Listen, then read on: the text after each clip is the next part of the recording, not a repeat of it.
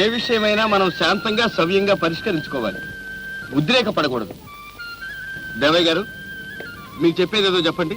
President గారు, విశ్వరూపం గారు రోజు రోజుకి ధరలు పెంచేసి మమ్మల్ని నానా బాధలు పెడుతున్నారు. ఇక మీరే రక్షించాలి. అయ్యా ప్రెసిడెంట్ కేశవరావు గారు, తమరు అనుగ్రహిస్తే ఒక చిన్న మనవి.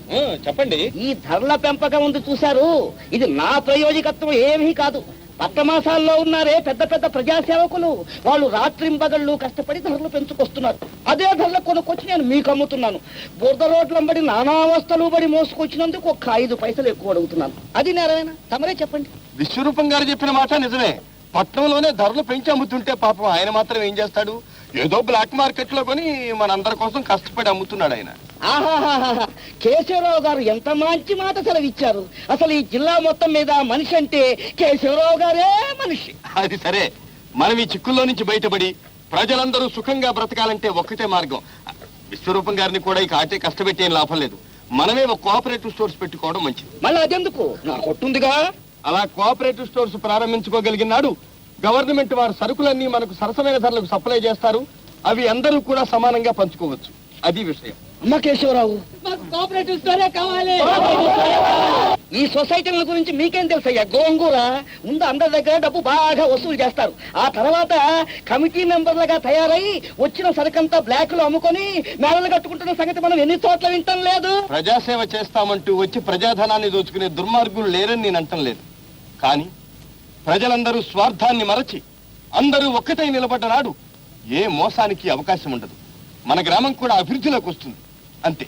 ఆ కంకరపాలెం ప్రెసిడెంట్ ఇలాగే కబుర్లు చెప్పి 10,000 రూపాయలు పకోడీల్లాగా తినేశాడు. బాగా వింటున్నారా? అయ్యగారు బాంబులు లాంటి మాటలు మాట్లాడేసేస్తున్నారు. ఆయనతో మా కోఆపరేటివ్ స్టోరే కావాలి. కొట్టు నశించాలి. మీరు ఆగండి చెబుతాను. ఊళ్ళో పెద్ద మనిషిని పట్టుకొని మీరు ఇంత మాట్లాడతారా? బుద్ధుల్లో వాడేవాడు ఇక్కడ ఉండడు. మహాజన్లో రండి పోదాం.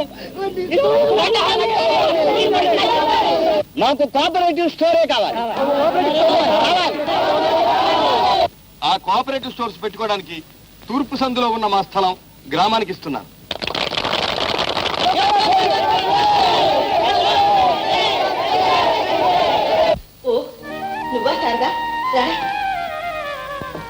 ఏమ్మా, అరగంట నుంచి పిలుస్తున్నాను. ప్రెసిడెంట్ గారు భార్యవనా? మేడకి కూర్చున్నా? చాలేవే, ఊరి నుంచి ఎప్పుడు వచ్చావు? నిన్ననే. శ్రావణ శుక్రవారం నూనె వస్తున్నాను, నువ్వు త్వరగా వచ్చేసేయాలి. అలాగే, ఇంట్లో పనులన్నీ త్వరగా ముగించుకుని. నీకేం పనులు లేవే, ఇంట్లో నువ్వు మీ ఆయనగా ఉండేది. పిల్లా పీచు ఏ బాదరబందీ లేదు. అదృష్టవంతరాలు. ఏం అదృష్టవంతరాలు లేమ్మా. కాయ కాసినప్పుడే చెట్టు బ్రతుకు సార్థకం అవుతుందంటారు. మా సీతమ్మ ఈ పాటికి 4 పిల్లల తల్లి కావాల్సింది. ఆ దేవుడికి ఎందుచేత దయ రాలేదో ఏమిటో. చూడు సీతమ్మ, సంతాన గోపాల స్వామి గుడికి వెళ్ళి. అబ్బబ్బబ్బా, ఎక్కడికి వెళ్ళవసరం లేదు, నువ్వు ఊరుకో.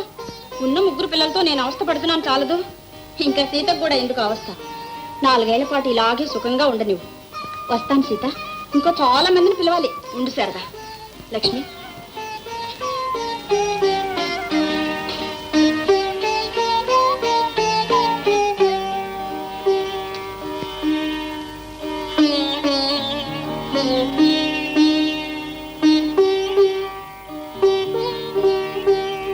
ఇవ్వండి పాలు తీసుకో.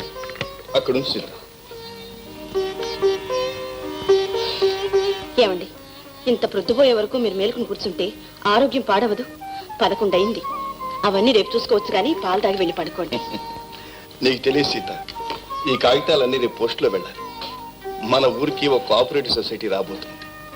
మన వాళ్ళంతా ఎంత పట్టుదలగా ఉన్నారో తెలుసా? ఇక బ్లాక్ మార్కెట్, కల్తీ సరుకు గొడవే ఉండదు. ముందు పాలు తీసుకోండి.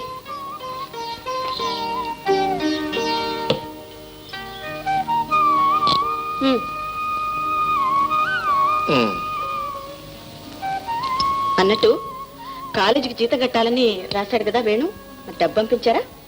అవును రాశాడు, మర్చిపోయాను. ఈ పంచాయతీ గొడవల్లో పడి ఇంకా సంసారమే మర్చిపోయేలాగున్నారు మీరు.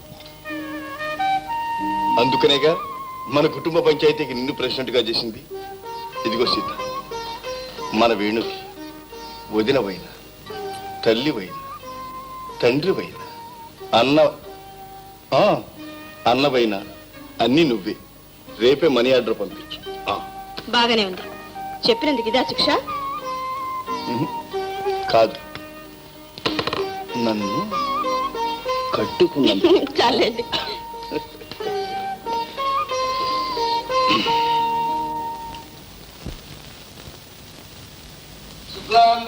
విష్ణు శశివర్ణం చతుర్భుజం ప్రసన్నవదనం ఛాయేత్ సర్వవిఘ్నోపశాంతయే.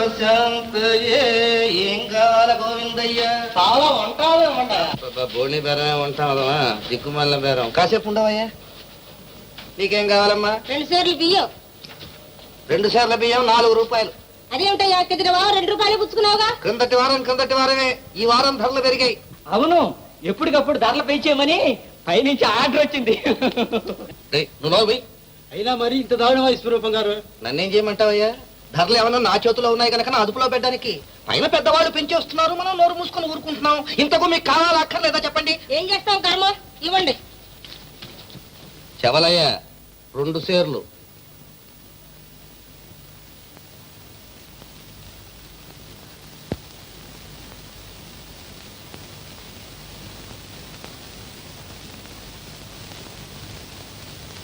చెవలయ్య 1/2 సేరు.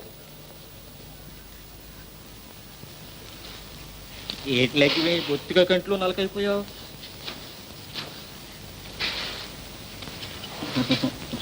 ఇంతోసేటి నోరు మూసుకుని పట్టుకెళ్ళ. అంతే, కొలతే ఇంకేయం కొసరు కోరొద్దన్నారంతే కొట్లోనూ. ఎవరు? కమిటీ నంబర్ గారా? నీకేం కావాలయ్యా? షేరు మినప్పయ్యా. సేరు మినప్ప 3 రూపాయలు. 3 రూపాయలు ఏమిటయ్యా? మినప్పయ్యా. ఇలా పెంచేస్తే మేము బ్రతికేదెట్టాగయ్యా? బాగుందయ్యా వరుస. ఊళ్ళో మన వాళ్ళంతా నానా బాధలు పడిపోతున్నారు. ఏదో చేతనైనా సహాయం చేద్దామని జాలి పడి కొట్టు పెట్టినందుకు బాగా బుద్ధొచ్చేలాగా అడిగావయ్యా. ఈ రోజుల్లో మంచిని గురించి ఆలోచించేవాడి మూతి పళ్ళు రాలగొట్టాలి అన్నారు. కొంటే కొను, లేకుంటే పో. అవునులే, 10 మైళ్ళ చుట్టుపక్కల మరో కొట్టు లేదనే కానీ ధైర్యం. చాలేండి చెప్పొచ్చారు. ఇంకో కొట్టే ఉంటే మా అయ్యగారికి ధర చెప్తారేటి, సగానికి సగం తగ్గించేస్తారు. ఎవరయ్యా? నువ్వు నోరు పుసుకో, లోపలికి వెళ్ళు. వెళ్ళు. నీ రాజరికం ఇంకెన్నాళ్ళు చూస్తానులే. ప్రెసిడెంట్ గారితో చెప్పి అంతే చెప్తాం. పదంగా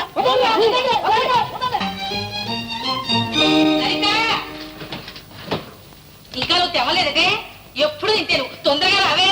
అయిపోయిందమ్మా, వస్తున్నాను. భద్రా, ఏమిటండి? ఇంకా కాంతమ్మ గారి ఇంటికి వెళ్ళేదే? నేను వెళ్ళడానికి సిద్ధంగా ఉన్నా. ఇంకా మీ అమ్మాయి గారు ముస్తాబ్ అవ్వలేదు. ఏంటి?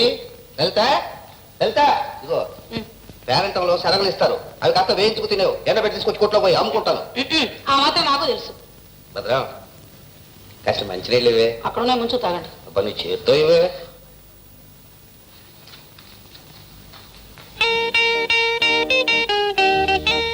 అన్నయ్య, ఇప్పుడేనా రావడం? దిక్కుమాల ప్రయాణం. నిన్న బయలుదేరితే ఈ వారు తెలియదు కప్పలాగా. ఈ పాటికి లండన్ 2 సార్లు వెళ్ళి రావచ్చు. పాపం, అంత అలసిపోవాలన్నమాట. అయితే కాలేజీకి సెలవులు ఇచ్చేసారా అన్నయ్య? ఇప్పుడెక్కడ సెలవులమ్మా? ఓహో అదా. లలిత, వేణు వచ్చే నెలలో గాని రాడు. ఓ అన్నయ్య, ఏమిటా మాటలు? నా దగ్గర నీ దబాయింపు. లలిత, నీ ప్రేమాయణం అంతా నేను ఎప్పుడో కనిపెట్టేశాను. అప్పపా, నాన్న ఉంటారన్నయ్య? నాన్న ఇంట్లోనే ఉన్నాడా? మరి పెంకులు అవి ఎగిరిపోలేదే? అమ్మగారు కూడా ఇంట్లోనే ఉన్నారండి, లేకపోతే మీరు అన్నమాట కరకట్టారు. అబ్బాయి వచ్చాడే, ఇదేనట్టు రావటం? అవునన్నా. ఎవరైనా ఇట్టా చిక్కిపోయావే? కాస్త ముందుగా ఉత్తరం రాస్తే చెవలైన స్టేషన్ పంపించడానికే టైం ఇదమ్మా. హడ్డిలిపోయి కంగారుగా బయలుదేరి వచ్చాను. హళ్ళిపోవడం ఎందుకు రా, మేము బాగానే ఉన్నాగా. అది కాదు నాన్న, పరీక్షకు డబ్బు కట్టాలని ఎన్ని ఉత్తరాలు రాసినా పంపకపోతే ఏం చేయను? అటు పరీక్ష ఇటు డబ్బు, అటు పరీక్ష ఇటు డబ్బు. డబ్బు పంపరా? మరి పంపానని చెప్పా కదండి. ఇదొక పరీక్ష నాకు. అదేనే పంపుదామని అనుకుంటున్నాను. ఇంతలోకే సోమయ్య వచ్చి ఎక్కువ వడ్డీ ఇస్తా అన్నాడు. సరే, వచ్చే వారం వీడికి పంపించవచ్చు కదా అని ఆ డబ్బు ఆసద్దేశాను. ఏమిటట్టుగానే ఉంది.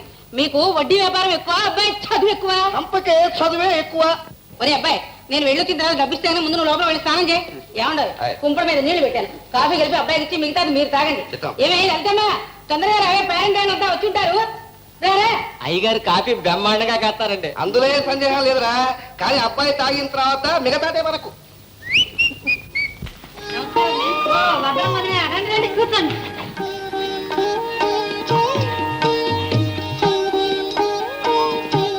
రామ్మ సీతమ్మ రా, అమ్మాయి నీ కోసం ఎదురు చూస్తుంది.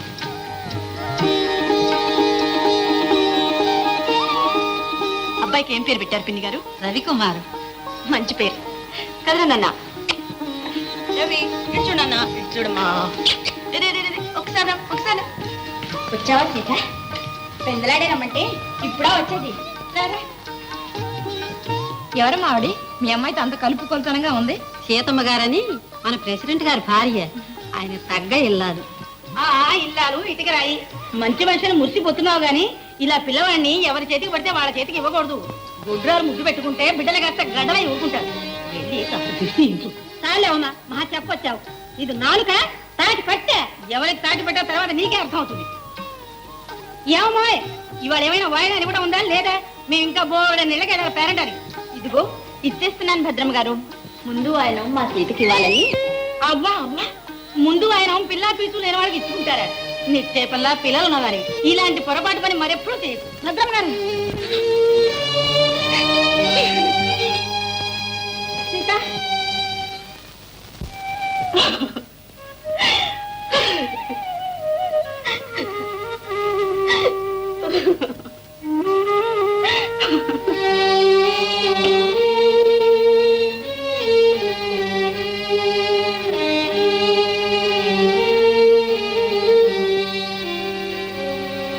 సీత, ఏమిటిలా చీకట్లో కూర్చున్నావు? లే సీత, సీత ఏడుస్తున్నావా? సీత, సీత. లక్ష్మి నాకంతా చెప్తే చచ్చ ఈ మాత్రానికి బాధపడితే ఎలా? విశ్వరూపం గారికి వారి భార్య గారికి మనల్ని ఆడిపోసుకోవటం తప్ప వేరే పని లేదు. అసూయలతో కక్షలతో కుళ్ళిపోతున్న నీచులు వాళ్ళు. వాళ్ళ మాటలు కూడా లెక్క చేస్తే ఎలా? అది కాదండి, నాకు సంతానం లేకపోబట్టే కదా ఆవిడ ఆ మాట అనగలిగింది. నేను జీవితంలో ఎప్పుడూ ఎవ్వరికీ ఏ ద్రోహము చేయలేదు. మనస్ఫూర్తిగా భగవంతుడిని నమ్మి పూజించాను. ఇంకా నన్ను ఎందుకు ఇలా పరీక్షిస్తున్నాడో నాకు అర్థం కావడం లేదు. సీత, ఇప్పుడంటే అన్నా ఇంకెప్పుడు పిల్లలు లేరు నాకు. వేణు నీ బిడ్డ కాదు. కన్న ప్రేమ కంటే పెంచిన ప్రేమ గొప్పదంట. 3 ఏళ్ల పసివాణ్ణి చేరదీసి తల్లి ప్రేమ కొరత లేకుండా చేశావు. కంటికి రెప్పలా చూచి పెద్దవాణ్ణి చేశావు. అంతలోనే మర్చిపోయావా? లేదండి, వేణు ఎప్పటికీ నా కొడుకే. సీత, సీత, ఇదిగో వేణు రాసి ఉత్తరం. వేణు రాశాడా? ఎప్పుడొచ్చింది? ప్రొద్దునొచ్చింది.